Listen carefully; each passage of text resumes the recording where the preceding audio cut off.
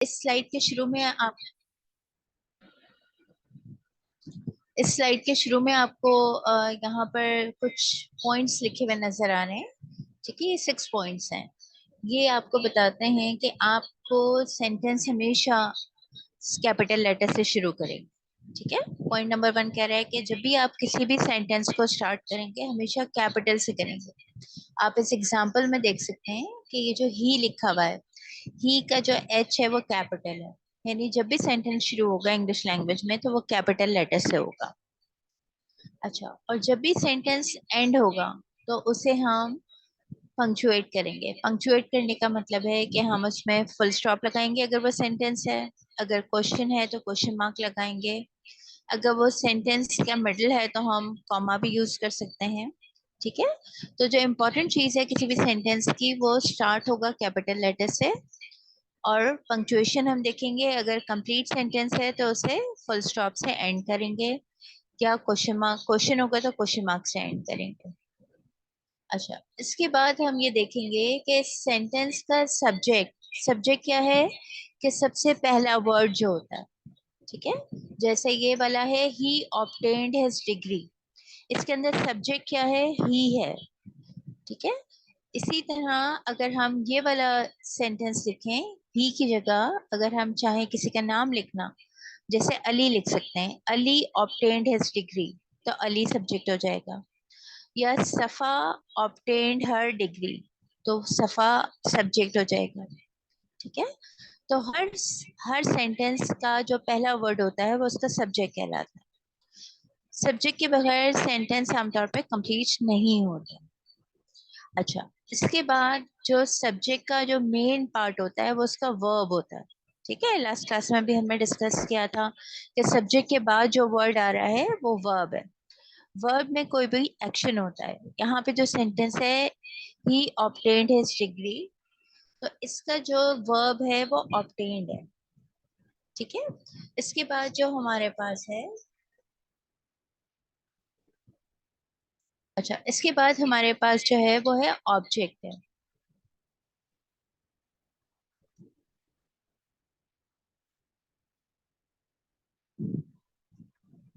अच्छा, मुझे लग रहा है शायद मेरी आवाज इको हो रही है। नहीं नहीं मैम, आवाज बिल्कुल प्रॉपर है। आवाज ठीक आ रही हेलो, है। जी जी मैम, आवाज ठीक आवाज आ रही सही है है? आपकी। जी जी। अच्छा अच्छा, ठीक है। तो अगर हमारे पास अगर हमारे पास एक सेंटेंस है जिसके अंदर लास्ट पार्ट उसका क्या कहलाता है, उसका लास्ट पार्ट उसका ऑब्जेक्ट कहलाता है। ठीक है, जैसे ये सेंटेंस है ही ऑब्टेन्ड हिज डिग्री, तो जैसे हमने डिस्कस कर लिया, ही उसका सब्जेक्ट हो गया, ऑब्टेन्ड उसका वर्ब हो गया, और लास्ट पार्ट इसका क्या है, वर्ब के बाद क्या आ रहा है, दो वर्ड्स आ रहे हैं, हिज एंड डिग्री। तो अगर हम सेंटेंस स्ट्रक्चर देखें जिसके अंदर सब्जेक्ट वर्ब ऑब्जेक्ट होता है, तो ये दोनों वर्ड्स हिज डिग्री, ठीक है, ये दोनों वर्ड्स मिला के ऑब्जेक्ट बनाएंगे। तो इस तरह एक सिंपल सेंटेंस स्ट्रक्चर जो है वो बन जाता है, जैसे ही subject, obtain verb, his degree object. अच्छा, सेंटेंस, इससे आगे हम बढ़ते हैं और हम देखते हैं कि सेंटेंस के हमारे पास एक से ज्यादा टाइप्स होते हैं। जैसे हम कहते हैं सिंपल सेंटेंस, ठीक है, और हम कहते हैं कंपाउंड सेंटेंस, और फिर हम कहते हैं कॉम्प्लेक्स सेंटेंस। और हम थोड़ा सा आगे बढ़े तो हम इसे कह सकते हैं compound complex sentence. So basically एक सेंटेंस के 4 पार्ट्स हैं, simple sentence, compound sentence, complex sentence and compound hyphen complex sentence. की जो छोटी सी डैश आपको नजर आ रही है इसे हम हाइफन कहते हैं। ठीक है, तो हाइफन का मतलब ये होता है कंपाउंड और कॉम्प्लेक्स दोनों को मिलाकर हमने एक वर्ड बना दिया। ठीक है, तो compound complex is a compound word. जब दोनों को जोड़ दिया हमने छोटी सी डैश से तो हमने एक वर्ड बना दिया, तो हम इसे कहते हैं कंपाउंड कॉम्प्लेक्स सेंटेंस। अच्छा, अब हम इसे एक एक करके देखते हैं कि सबसे पहले सिंपल सेंटेंस क्या होता है। जैसे आपको बताया कि एक सिंपल सेंटेंस, छोटे से छोटा सेंटेंस जो होता है वो एक सब्जेक्ट और एक वर्ब से बन सकता है। ठीक है, यानी आपको उसमें ऑब्जेक्ट की भी जरूरत नहीं है। अगर आप आपकी ऐसी नीड है जिसमें आपको ऑब्जेक्ट नहीं डालना, तो आप बगैर ऑब्जेक्ट के भी जा सकते हैं। तो आप कह सकते हैं, जैसे आप यहाँ पर देखिए, इसको हाईलाइट किया हुआ है ग्रीन कलर से। जो ग्रीन कलर से हाईलाइट हुआ हुआ है ये है वर्ब, और जो येलो कलर से हाईलाइट हुआ हुआ है ये है सब्जेक्ट। तो जो पहला सेंटेंस है हमारा वो है शी रोट। अब ये हमारा सेंस कंप्लीट हो गया। जो बात हम करना चाहते थे हमने वो पूरी तरह कर दी, यानी उसने लिखा या उसने लिखा था। ठीक है, तो शी रोट अगर हम कहेंगे तो हमारा सेंटेंस कंप्लीट हो गया, यानी हमारा सब्जेक्ट भी आ गया और हमारा वर्ब भी आ गया। तो एक सब्जेक्ट और एक वर्ब को मिला के भी हम सबसे सिंपल सेंटेंस बना सकते हैं। अच्छा, अब आप ब्लू कलर देखिए। जो ब्लू कलर है वो हम किस चीज से हाईलाइट करेंगे? वो हम ऑब्जेक्ट को हाईलाइट करेंगे। ठीक है, ये जो ब्लू कलर आपको सेकंड सेंटेंस में नजर आ रहा है, पहला येलो, दूसरा ग्रीन, तीसरा ब्लू। येलो कलर सब्जेक्ट बता रहा है, ग्रीन कलर वर्ब बता रहा है, और ब्लू कलर ऑब्जेक्ट बता रहा है। ठीक है, किसी भी सेंटेंस को अगर हम थोड़ा सा बड़ा करना चाहें तो हम उसे ऑब्जेक्ट डाल देंगे। She completed her literature review, और शी कंप्लीटेड हर टास्क, और शी कंप्लीटेड हर वर्क, जो भी आप कहना चाहें। ठीक है, तो आपने सब्जेक्ट लिया, आपने एक वर्ब लिया और एक ऑब्जेक्ट लिया। अब इस सेंटेंस में दोनों में क्या फर्क है? पहले वाले सेंटेंस में आपने बहुत थोड़ी सी इंफॉर्मेशन दी, शी रोट। ठीक है, अब क्या लिखा हमने ये नहीं बताया, लेकिन हमारी बात कंप्लीट हो गई कि उसने कुछ लिखा है। ठीक है, लेकिन जब हम उसकी थोड़ी सी कुछ और डिटेल्स बताना चाहेंगे तो हमने कहा she completed her literature review. उसने क्या लिखा था, उसने क्या कंप्लीट किया था? उसने अपना लिटरेचर रिव्यू कंप्लीट कर लिया था, या अपना ऐसे कंप्लीट कर लिया था, जो भी आप कहना चाहें। अगर आप कहें शी कंप्लीटेड हर ऐसे तो वो भी ठीक है। अगर आप कहें she completed her literature review तो वो भी ठीक है। यानी कोई भी ऑब्जेक्ट यहाँ पे आप डाल सकते हैं। इस ऑब्जेक्ट की जगह पे ये जो ब्लू कलर का पूरा फ्रेज है इसकी जगह पे आप कोई भी वर्ड लिख सकते हैं अपने सेंटेंस की इंफॉर्मेशन को बढ़ाने के लिए। ठीक है, तो अब हमारे पास एक सिंपल सेंटेंस का स्ट्रक्चर क्या आ गया? एक सब्जेक्ट एक वर्ब। उस सेंटेंस में थोड़ी सी इंफॉर्मेशन हम बढ़ाएंगे तो हम उसमें ऑब्जेक्ट भी डाल देंगे। ठीक है, और अगर हम चाहें तो हम क्या कर सकते हैं, हम इस ऑब्जेक्ट के दो हिस्से भी कर सकते हैं। ठीक है, जैसे आपके यहाँ यहाँ पर इस एग्जांपल में पिंक कलर हुआ हुआ है, या पर्पल आप इसको करें। ठीक है, पर्पल है, इसमें आगे लिखा है कि ये प्रेपोजिशनल फ्रेज है, जिसमें एक फ्रेज फ्रेज वो होता है जो कि किसी भी सेंटेंस का एक हिस्सा होता है जिसमें एक से ज्यादा वर्ड्स होते हैं। ठीक है, एक तो वर्ड होता है, जैसे आपने कहा शी एक वर्ड है, रोट एक अलहदा वर्ड है। लेकिन कुछ वर्ड्स हम हमेशा मिला के बोलते हैं, एक साथ बोलते हैं। ठीक है, जैसे आपने कहा इन द बस या ऑन द टेबल, तो ये फ्रेज हो गया। ठीक है, तो इसी तरह ये जो पर्पल कलर है इससे इंडिकेट किया गया है कि बाय थीम, बाय थीम एक फ्रेज है। ठीक है, कैसा फ्रेज है? प्रेपोजिशनल फ्रेज है।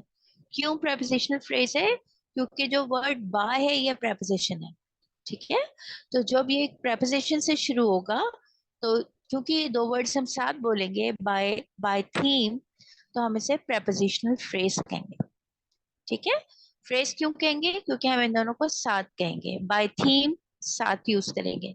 प्रेपोजिशन क्यों होगा? क्योंकि ये बाय प्रेपोजिशन से शुरू हो रहा है, तो हम इसे कहेंगे prepositional phrase.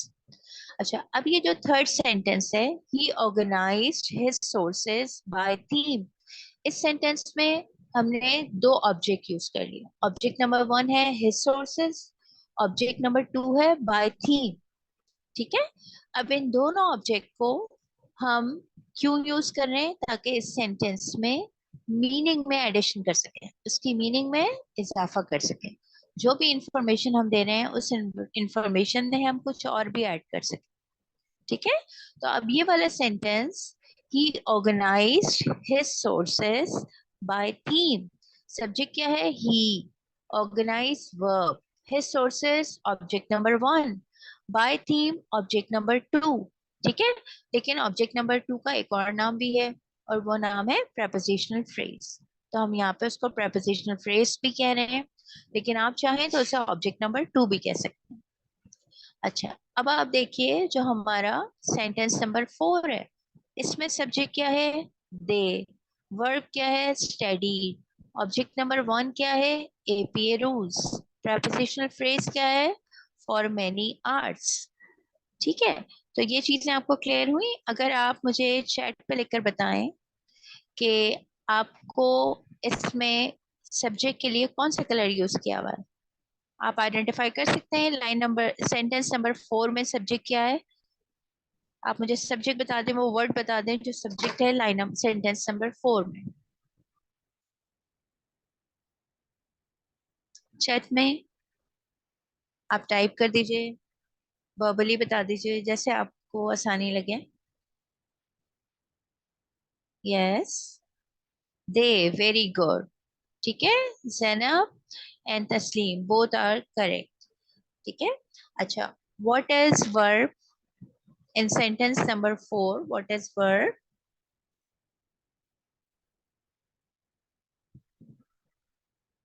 Write down.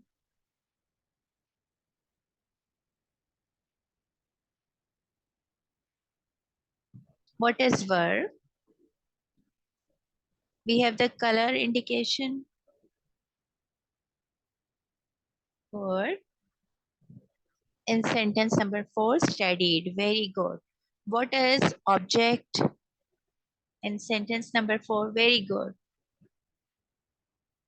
Yes, in sentence number 4, what is object?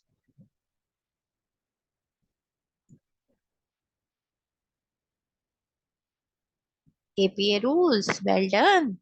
What is prepositional phrase? What is prepositional phrase? For many hours. Very good. Acha. What is the preposition here?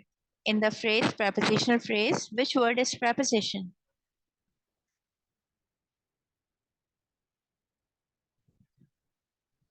For. Very good. I'm really happy. Okay. Now look at the sentence again. When we are looking at the sentence, they studied APA rules for many hours. ये एक sentence है। एक sentence क्यों है structure wise? क्योंकि इसमें subject verb object है, और मीनिंग वाइज इसमें मैसेज कंप्लीट है। ठीक है, जो भी हम कहना चाह रहे हैं, जो भी बात हम करना चाह रहे हैं, उसका मैसेज इसके अंदर कंप्लीट है।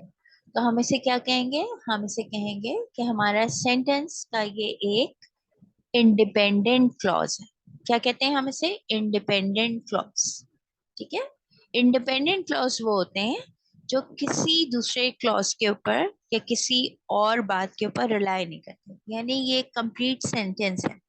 ठीक है, तो दे studied APA rules for many hours, पूरी बात होके सेंटेंस में खत्म हो गई, पूरा मैसेज इस सेंटेंस में आ गया, और अब हमें दूसरे सेंटेंस को ऐड करने के लिए, कोई बात ऐड करने के लिए एक नया सेंटेंस शुरू करने की जरूरत होगी।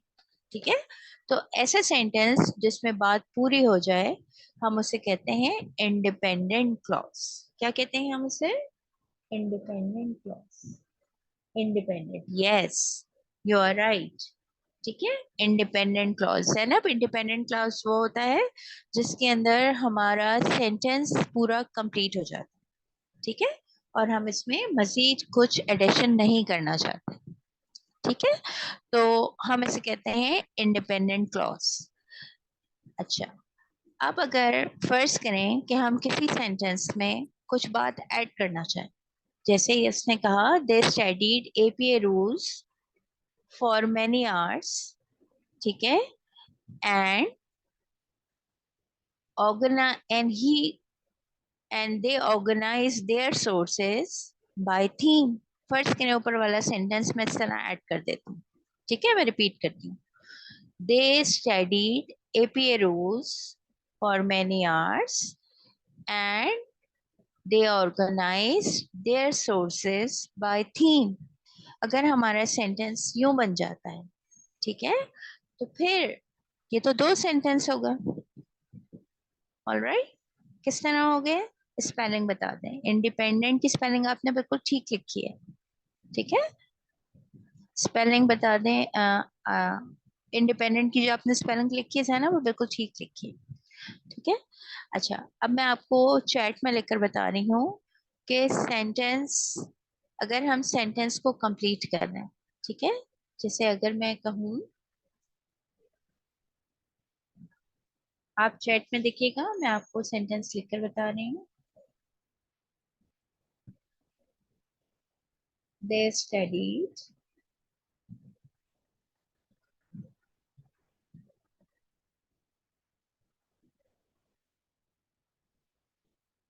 a Belarus for many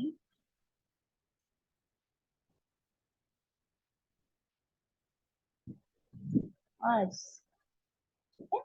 एक सेंटेंस ये हो गया। अब इसमें मैं एक कंजक्शन ऐड करूंगी और इसे हम कहेंगे एंड, ठीक है। और ऊपर वाले सेंटेंस में थोड़ा सा मोल्ड कर दूंगी और मैं इसको कहूंगी दे, क्योंकि शुरू वाला भी दे था ना, इसलिए मैं इसको यहाँ पर भी दे यूज करें। दे ऑर्गेनाइज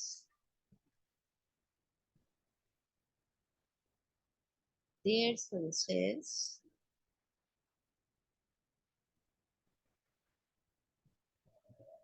बाय,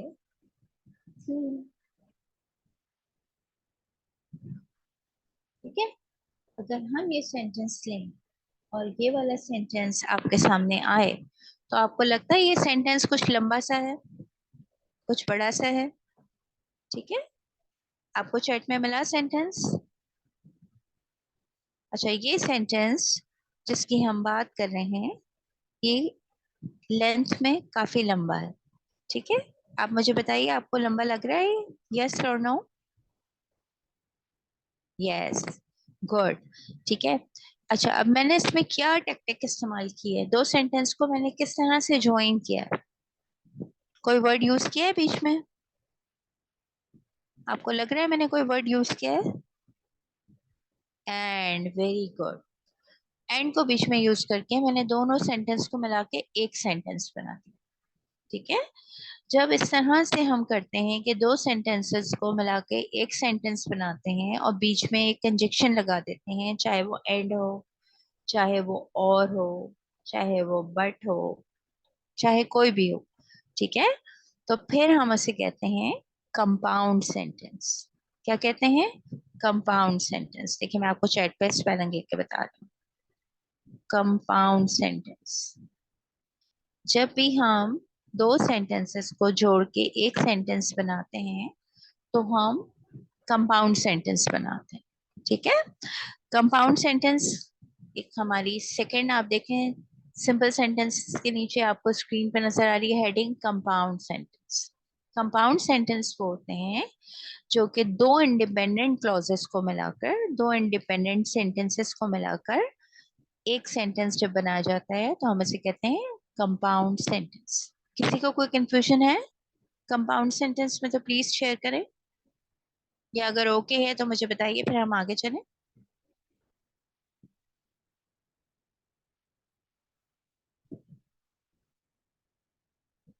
ओके है, दैट्स वेरी गुड, ठीक है। तो सबसे पहले हमने क्या लर्न किया? हमने लर्न किया कि सिंपल सेंटेंस क्या होते हैं। इसके बाद हमने लर्न किया कंपाउंड सेंटेंसेस क्या होते हैं। अब आप एग्जांपल में देखिए, यहाँ पे दो कलर्स इस्तेमाल हुए हैं, एक येलो, एक ग्रीन, और एक ये पर्पल, ठीक है। अच्छा, येलो कलर में आपको ये इंडिकेट किया गया है कि कौन सा इंडिविजुअल इंडिपेंडेंट सेंटेंस था। ग्रीन कलर से ये इंडिकेट किया गया है कि कौन सा वर्ड ज्वाइनिंग वर्ड के तौर पे इस्तेमाल किया गया। और पर्पल कलर से आपको जो भी पंक्चुएशन हमने कॉमा वगैरह यूज किया है उसको हाईलाइट किया गया, ठीक है। तो इस वाले सेंटेंस में she completed her literature review and she created her reference list. अब इसमें जल्दी जल्दी बताइए, दो इंडिपेंडेंट सेंटेंसेस कौन कौन से हैं और किस, अच्छा आप मुझे सिर्फ ये बताएं किस कलर से हाईलाइट हुए हैं। जो इंडिपेंडेंट सेंटेंसेस हैं वो इस एग्जांपल में किस कलर से हाईलाइट हुए हैं? येलो से, वेरी गुड। अच्छा, जो ज्वाइनिंग वर्ड है वो किस कलर से हाईलाइट हुआ हुआ है?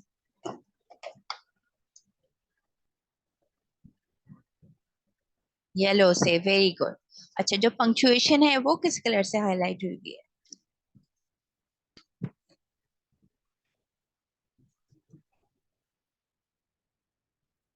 जो पंक्चुएशन है यानी कॉमास वगैरह हैं वो किस कलर से हाईलाइट हुआ हुआ है?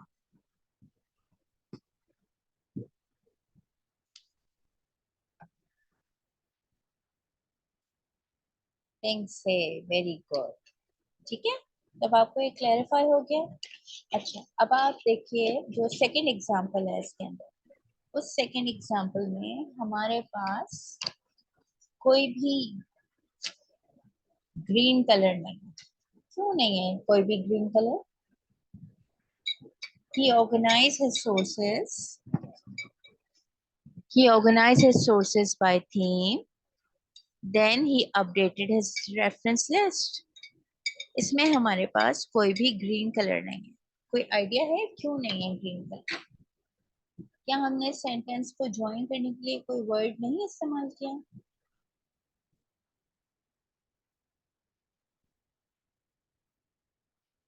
चलिए इससे बताइए, कोई वर्ड इस्तेमाल करने की नीड नहीं थी?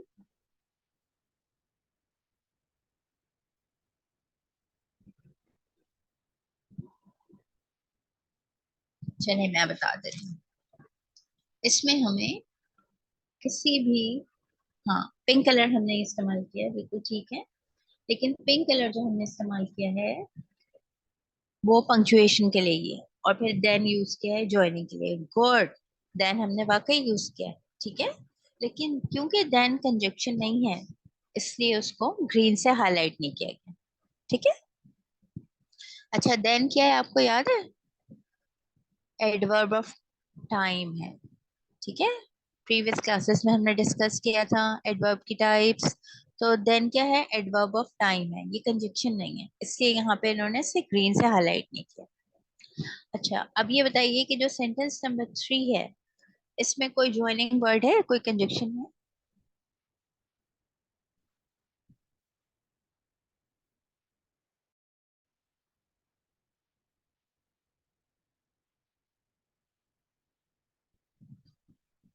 बट है, वेरी गुड। अच्छा, आगे चलें।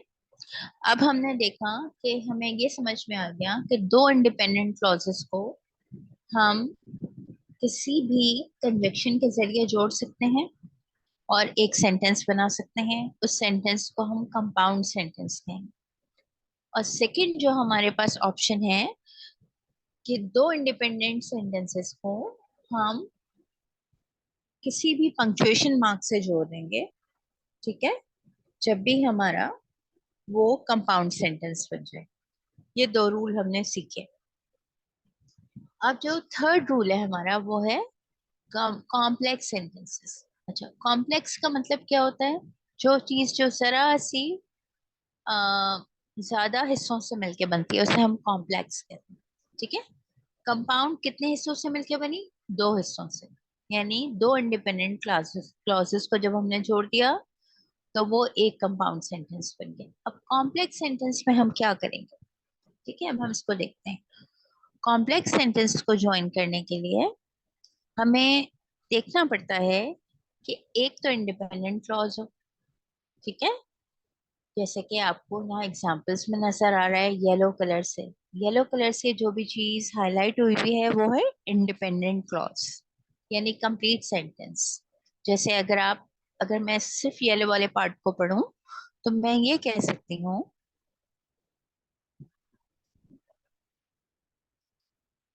ठीक है।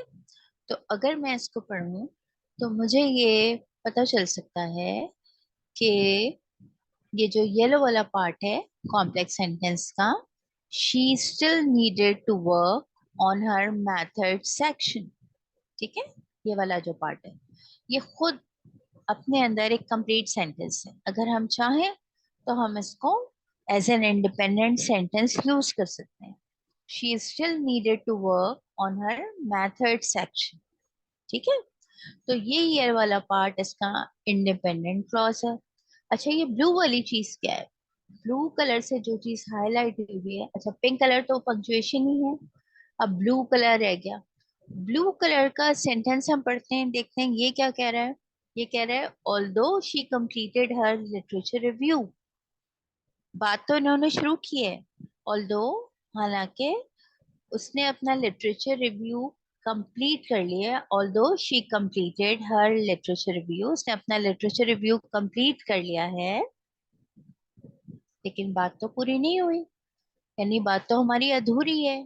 ठीक है, हम बीच में हैं और हमें इस सेंटेंस को कंप्लीट करने के लिए कुछ और भी बात कहने की जरूरत है। ठीक है, तो ब्लू वाला जो कलर है वो इस चीज को इंडिकेट कर रहा है कि हम बात शुरू करेंगे, लेकिन हमारी बात अधूरी होगी, हमारी बात कंप्लीट नहीं होगी, हम पूरी बात नहीं कर रहे होंगे, हम वहां पे रुक जाएंगे। तो जो हमारा रुकना है उसको हमने कॉमा पंक्चुएशन से हाईलाइट किया। ठीक है, तो हमें पता चल रहा है कि हम जो यहाँ पे रुके हैं वो हम सांस लेने के लिए रुके हैं, हमारी बात कंप्लीट नहीं हुई। तो ऐसे सेंटेंस में जिसमें हम अपनी बात कंप्लीट नहीं करते और सांस लेने के लिए रुकते हैं, उसको हम कहते हैं डिपेंडेंट क्लॉज। ठीक है, अब मैं आपको स्पेलिंग लिखकर दिखा रही हूँ चैट में। ठीक है, तो हम इसे क्या कहेंगे? डिपेंडेंट। ठीक है, अब मैं एक और वर्ड लिख रही हूँ, क्लॉज। क्लॉज क्या चीज होती है? क्लॉज होती है पार्ट ऑफ सेंटेंस। ठीक है, किसी भी सेंटेंस के एक हिस्से को हम क्लॉज कहते हैं। क्लॉज की स्पेलिंग देखिएगा आप चैट में, CLAUSE। क्लॉज का मतलब होता है एक सेंटेंस का हिस्सा। किसी भी एक सेंटेंस के हिस्से में जब हम बात करते हैं तो हम उसे कहते हैं क्लॉज। यानी इस सेंटेंस में although she completed her literature review, she still needed to work on her method section. तो जो येलो वाला पार्ट है ये तो इंडिपेंडेंट है, यानी अगर हम इसको अकेले भी बोलेंगे तो ये पूरी मीनिंग को वाजे कर देगा। लेकिन अगर हम सिर्फ ये पार्ट कहें although she completed her literature review और उसके बाद खामोश हो जाएं, तो सब लोग वेट करेंगे कि हम आगे कुछ कहें ताकि बात मुकम्मल हो सके। इसमें बात मुकम्मल नहीं है, तो सेंटेंस के जिस हिस्से में बात मुकम्मल नहीं होती उसे हम कहते हैं डिपेंडेंट क्लॉज। ठीक है, डिपेंडेंट क्लॉज। और जिस हिस्से में बात मुकम्मल होती है उसे हम कहते हैं इंडिपेंडेंट क्लॉज। इंडिपेंडेंट क्लॉज देखिए चैट में मैंने लिखा है। तो इस सेंटेंस के दो हिस्से हैं, येलो वाला हिस्सा कहलाएगा इंडिपेंडेंट क्लॉज। ठीक है, और जो हमारा ग्रीन वाला हिस्सा है वो कहलाएगा डिपेंडेंट क्लॉज। ठीक है, तो आपको आपके सेंटेंस में दो पार्ट्स हैं। ब्लू वाला है डिपेंडेंट क्लॉज, जिसमें बात अधूरी है, बात कंप्लीट नहीं है। और येलो वाला हिस्सा है इंडिपेंडेंट क्लॉज, यानी आप इसको अकेले भी बोलेंगे तो लोग समझ जाएंगे कि आपने क्या बात की। और जो पिंक पर्पल हिस्सा है ये आपका पंक्चुएशन को इंडिकेट कर रहा है। ठीक है, अच्छा अब मुझे बताइए सेकंड सेंटेंस में जो ब्लू पार्ट है वो कौन से क्लॉज को इंडिकेट कर रहा है? अच्छा पहले मुझे अच्छा ये बताइए कि कौन से क्लॉज को इंडिकेट कर रहा है? ब्लू वाला पार्ट कौन से क्लॉज को इंडिकेट कर रहा है?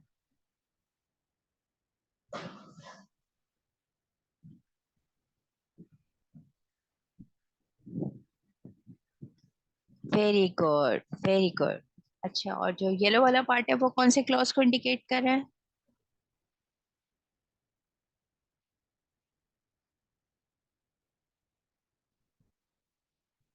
Independent, very good. अच्छा मुझे अब ये बताइए कि जब एक क्लॉज जिस वर्ड को मैं यूज कर रही हूँ, ठीक है, उसका मीनिंग क्या है? क्लॉज का मतलब क्या होता है? सेंटेंस का one part. Clause means one part of the sentence. ठीक है, किसी भी सेंटेंस का एक हिस्से को हम क्लॉज कहते हैं। ठीक है, अच्छा what is the meaning of clause? अब मुझे लिखकर बताइए। Clause means part of a sentence. आप मुझे लिख के बता सकते हैं part of a sentence? Clause. जी, इसका मतलब क्या है?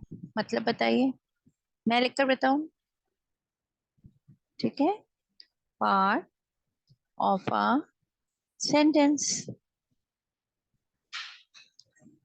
अगर हम सेंटेंस का पार्ट कहेंगे तो ये क्या होगा? ये क्लॉज होगा। ठीक है, वेरी गुड। अच्छा, अब मुझे ये बताइए कि जब हमने एक इंडिपेंडेंट क्लॉज और एक डिपेंडेंट क्लॉज दोनों को मिलाया तो हमारे पास कौन सा सेंटेंस बना? Complex sentence. ठीक है, जब हम दोनों इंडिपेंडेंट क्लॉज को मिलाकर एक सेंटेंस बना रहे थे तो वो कंपाउंड सेंटेंस बन रहा था। और जब हम एक इंडिपेंडेंट क्लॉज और एक डिपेंडेंट क्लॉज को बना रहे हैं, मिलाकर बना रहे हैं, तो वो बनेगा कॉम्प्लेक्स सेंटेंस। देखिए मैं आपको बताती हूँ, कॉम्प्लेक्स सेंटेंस। ठीक है, तो जब आपके पास एक इंडिपेंडेंट क्लॉज और एक डिपेंडेंट क्लॉज हुआ तो आपने कौन सा सेंटेंस बनाया? Complex sentence. और जब दोनों इंडिपेंडेंट क्लॉज को मिलाकर एक सेंटेंस बनाया तो वो बना कंपाउंड सेंटेंस।